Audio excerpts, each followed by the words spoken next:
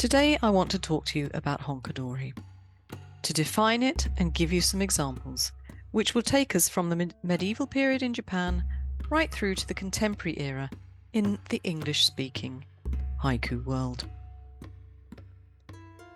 As I've said before, in order to evolve a poetry genre, it's important to understand where it comes from and how it's developed to this point.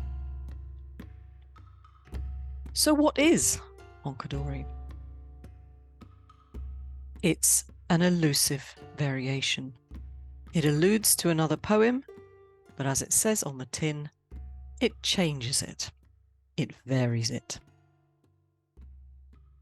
Initially in waka, renga and haikai, this would involve appropriation of a line or lines from a foundation poem to create the allusion. That's not to suggest that poets plagiarize the work of others. No. The point would be to take that reference from the foundation poem and use the reference creatively to write something fresh. And as we're discussing Japanese-inspired short-form poetry, then Honkadori in the medieval period would be the referencing of a classical Chinese or Japanese piece of work. A piece of poetry, that is. For my first example, I'm going to go back to the 800s, to the Isles of Ise. The exact date of its conception isn't clear, but it comes most likely from the mid to late 800s, which, although medieval in Europe, was quite possibly pre-medieval in Japan. If you've never read it, I'd probably describe it as a book of poetry and narrative, the poetry being short, waka rather than haiku, so I'm loath to call it haibun. According to Donald Keene, who wrote the foreword, many of the poems are attributed to Narahiri, but some were added by other poets. This is from episode 3, A Gift of Seaweed. If your love is true, let us lie together. Though this hut is poor, we can spread out our sleeves to make a bed. If your love is true, let us lie together. Though this hut is poor, we can spread out our sleeves to make a bed. Peter Macmillan has translated the first line as, if your love is true, but of course there are other translations such as, if there is such a thing as love, or if we love each other. But you get the drift. And if this translation is a true representation of what the poet meant to write, and I don't mean to cast any aspersions here, but translating is rather difficult, then this poem, rather than appropriate a line or lines, has taken a theme which is similar in theme to several poems in the Manyoshu that speak not just of love, but also feature a hut covered in reeds. Such as this one. What good is a house strewn with pearls to me? Let it be a hut covered in weeds, if I can be there with my love. What good is a house strewn with pearls to me? Let it be a hut covered in weeds, if I can be there with my love. We don't know actually who wrote this one. The Manyoshu, which means an anthology of 1,000 leaves, is thought to be the oldest collection of Japanese waka, compiled after 759 AD, but the poetry contained within it probably comes from the 600s onwards. So we can assume that the first poem, A Gift of Seaweed, alludes to the poetry written within the Manyoshu. Sometime later, around 1170 AD, Minamoto Yorimasa composed this waka poem, borrowing a couple of words from an earlier poem. In the capital, the leaves were still green when I saw them, for bright autumn leaves now scatter at Shirakawa barrier. In the capital, the leaves were still green when I saw them, for bright autumn leaves now scatter at Shirakawa barrier. And this alludes to a poem by priest Noin, composed roughly a century before. Though I left the capital together with the spring mists, autumn winds are blowing at Shirakawa barrier. Though I left the capital together with the spring mists, autumn winds are blowing at Shirakawa Barrier. So as you see, both poems speak of the Shirakawa Barrier, both ending, of course, with at Shirakawa Barrier. If you're wondering what it is, it's a fortress which is first mentioned in historical records in 835 AD, but which certainly by the time of Yorimasa's poem would have been a ruin. The journey they're speaking of is almost certainly one from Kyoto, which was the country's capital at the time, and according to Google Maps, so useful, isn't it, would currently be around 580 kilometers. But of course, in the 11th and 12th centuries, that distance may well have been more because of the state of the roads. And traveller poets and monks may well have taken from spring or summer through to autumn to do the journey on foot or by horseback, because as we know from our sources, they often stopped along the way. Can you discern a difference in tone developed through the diction of the poems? Yorimasa's poem is more upbeat, isn't it? He elevates the mood of the poem by talking of the leaves still being green, suggesting to me that the season was later than Nguyen's poem. Yorimasa's leaves of autumn are bright, an altogether more cheerful set of images than Nguyen's, in which he speaks of the spring mists, a damp and fairly dismal picture, and of autumn winds blowing. And I don't know about you, but I can certainly feel the chill. In this example by Fujiwara no Ietaka, who lived in the 12th and early 13th centuries, Ietaka has taken 3 lines from an earlier anonymous poet, with a slight variation. But quite possibly this is something that we would frown upon today. Let's hear them. At Takasago, the days go by without cries from deer on the slopes, days that pile up with white snow, enveloping the pines. At Takasago, the days go by without cries from deer on the slopes, days that pile up with white snow, enveloping the pines. And then a poem which was written 200 years earlier. Again and again the winds of autumn blow at Takasago, where no day goes by without cries from deer on the slopes. Again and again the winds of autumn blow at Takasago, where no day goes by without cries from deer on the slopes. Did you catch the variation? In one, the deer cry every day. In the other, days go by without their cries. In one, it's winter. In the other, autumn. How does that season affect your emotional reaction to the poems? Let me know. Renga strive to use allusive variation in the same way as waka, not to copy a poem, but to change it. As in this example of Sabuku's work from the 1500s, which alludes to the second poem written by an anonymous poet, taken from the Kokinshu, another imperial anthology, this time completed around 920 AD. As I gaze out into unending night, it pierces to the core. Who says a mountain village is better than the cruel world? As I gaze out into unending night, it pierces to the core. Who says a mountain village is better than the cruel world? And then the earlier poem. Things are forlorn in a mountain village, surely that is so. But life there is easier than back in the cruel world. Things are forlorn in a mountain village, surely that is so. But life there is easier than back in the cruel world. You can see the reference, the mountain village and the cruel world. Sabuku in the later poem is questioning the anonymous poet's rather optimistic assessment of the mountain village. Who says a mountain village is better than the cruel world? Who says a mountain village is better than the cruel world. As I mentioned in my previous podcast, allusive variation is more difficult in hokku and haiku than it is in waka. It's obvious, really. You have far fewer words with which to create the allusion to another piece of work, but it is possible. Two of the most popular ways of allusion to other poems are the repetition of themes, which make the allusion clear, or to actually borrow words and phrases from another poem.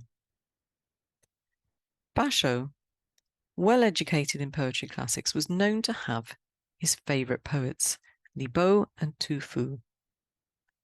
And Professor Fumiko Fujikara suggests an illusionary link between this poem of Tufu and this hokku by Basho. Let me read them to you, see if you can see it. Though the nation is shattered, its hills and streams remain. It is spring again in the cities. Grasses and trees are luxuriant, overwhelmed by changes of time. Flowers seem to shed tears, lamenting my separation from family. Birds seem to be moved. Though the nation is shattered, its hills and streams remained. It is spring in the cities. Grasses and trees are luxuriant, overwhelmed by changes of time. Flowers seem to shed tears. Lamenting my separation, birds seem to be moved. And that was Tofu, spring, the long view. Departing spring, birds crying, tears in the eyes of fish. Departing spring, birds crying, tears in the eyes of fish. And that's by our friend Basho. The situation of both poets when writing their poems is very different. Obviously, there's the time difference, but Tufu is writing at a time of civil war, whereas Basho is writing as he's about to set off on his journey to the north. Yet the theme is similar: sadness. And not just sadness, but the idea that when the poet is sad, then the universe is sad. Some might say that Basho is sad to be leaving his friends to set off on his journey, but is that really what he's expressing? More likely, he's sad at the idea of spring departing. After all, that's clearly what he's saying. Tufu is also suggesting that when he's sad, nature is sad. But in his case, it's clearly because of the deplorable state his country is in, and, of course, that he's separated from his family. And while we're talking about Basho, remember Basho's old pond? How can we forget? Here's a version translated by R.H. Blythe. The old pond a frog jumps in, the sound of water. The old pond a frog jumps in, the sound of water. Now let me give you a waka allusion to Basho's pond. What did he mean talking about that old pond? I don't know. But even now you can hear the sound of water. What did he mean talking about that old pond? I don't know. But even now you can hear the sound of water. And that was by Kawaga Kagike. Now you can see that this waka of the late Edo period is more subtle than the previous one by Iyataka. It doesn't take a chunk of Basho's poem, merely one single line, but he's used it creatively to connect with Basho's poem, hasn't he? He's taken the idea and created a new poem in a witty, light-hearted way, and we can be in no doubt as to the allusion. Hokku and haiku, as I said, are far too short to take a multiple of lines from the poetry of others. And to do that could even be regarded as plagiarism. However, It can be done with fragments of other poems. And here we have a very recent poem from 2023 by Vandana Parashar. Fresh rain, the old pond renewed. Fresh rain, the old pond renewed. Thinking about it, I feel that this is probably set in the spring because it speaks of fresh rain. So potentially, knowing where Vandana is located, it's the start of a monsoon season, May, June time. She's quite explicit in her allusion. One whole line is borrowed, the old pond.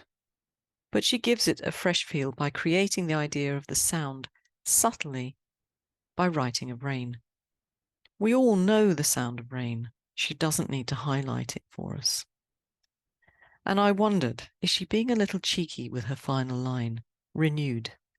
Is she implying a renewal of Bashu's poem, as well as a renewal of the old pond, which in purely observational terms was probably somewhat depleted before the rain? In our next one, Einbond constructs a poem which again gives a fresh feel to Basho's poem, whilst clearly alluding to it. Frog pond. A leaf falls in without a sound. Frog pond. A leaf falls in without a sound. He's changed constituent parts. It's not set in spring, as Basho's was, but in autumn. Leaves are falling in the pond, not a frog jumping in. But by using a couple of words, frog and sound, Basho's pond immediately comes to mind. At least for me. What about you? And I've used the same technique of variation to create my homage to Basho, based on a family legend. And if you'd like to know the full story, you'll have to get invited to my daughter's wedding, because I'm sure it's going to be told there. She does so enjoy hearing it. The frog pond my daughter falls in. Sound of hysteria. The frog pond my daughter falls in. Sound of hysteria. And one final old pond example, one haiku master alluding to another. Old pond, let me go first, jumping frog. Old pond, let me go first, jumping frog. And that, of course, is Isa. And staying with him, David Lanouille gives us this translation of one of his more famous poems. Little snail, inch by inch, climb Mount Fuji. Little snail, inch by inch, climb Mount Fuji. Now, this poem has been alluded to a number of times, but I thought I'd bring you a couple of contemporary examples. The first is from Jessica Tremblay. Quickly, quickly, an ant climbs a postcard of Mount Fuji. Quickly, quickly, an ant climbs a postcard of Mount Fuji. And this one from Peter Chuhov. And my apologies, Peter, if you're listening and I've pronounced that name terribly wrong. So far away from Mount Fuji, a dead snail. So far away from Mount Fuji, a dead snail. Again, both poets have clearly alluded to the first poem, the foundation poem, but they've changed their poems to make something new and unique. Now, at a recent poetry reading, I was delighted to hear Tom Sacramona read one of his poems, as yet unpublished, and thank you, Tom, for letting me use it. Winter fly, asked about life after death, rubs his hands together. Winter fly, asked about life after death, rubs his hands together. Now, when I was sitting there listening to it, I was immediately put in mind of Kerouac's poem. In my medicine cabinet, the winter fly has died of old age. In my medicine cabinet, the winter fly has died of old age. Obviously, this poem has the words winter fly, as Kerouac's has, and it has a dead fly, as Kerouac's has. And Kerouac was, of course, known to be someone interested in religion. He was brought up Catholic, and really, if you read his work, he can't escape his Catholic upbringing. Yet he was fascinated by Buddhism. But I was talking this over with Joshua Gage, who brought my attention to another poem and wondered, could it also be alluding to that? Don't swat the fly, rubbing hands, rubbing feet.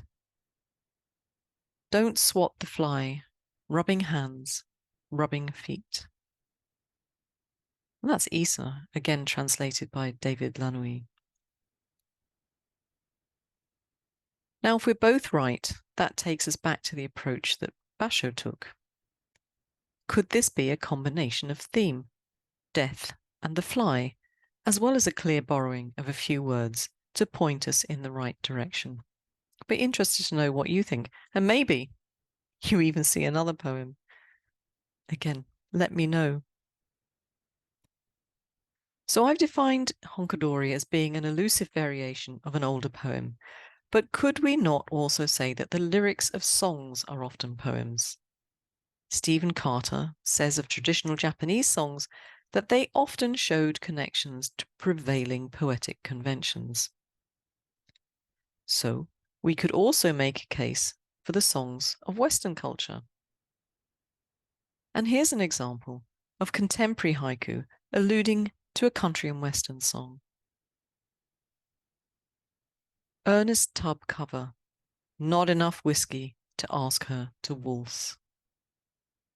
Earnest tub cover, not enough whiskey to ask her to waltz. And this alludes to the lyrics of a song called Waltz Across Texas, which speaks poetically of love. Here's a snippet of the lyrics. Like a storybook ending, I'm lost in your charms, and I could waltz across Texas with you. Like a storybook ending, I'm lost in your charms, and I could waltz across Texas with you. Gage has given us clues to the allusion, earnest tub cover and waltz, which should bring us directly to the song, but he's used Honkadori, a variation in his allusion. Our protagonist is clearly smitten, but has not the courage to waltz across Texas with the unknown person of his dreams. Again, like Sacramona, we see a direct use of words as clues, but also an allusion to a theme, that of love. To end the presentation today and our exploration of Honkadori, one last example from two contemporary poets. Waiting room, the ex-wife looks past me. Waiting room, the ex-wife looks past me. And that's from Roberta Beery. And this from Rowan Beckett, as yet unpublished.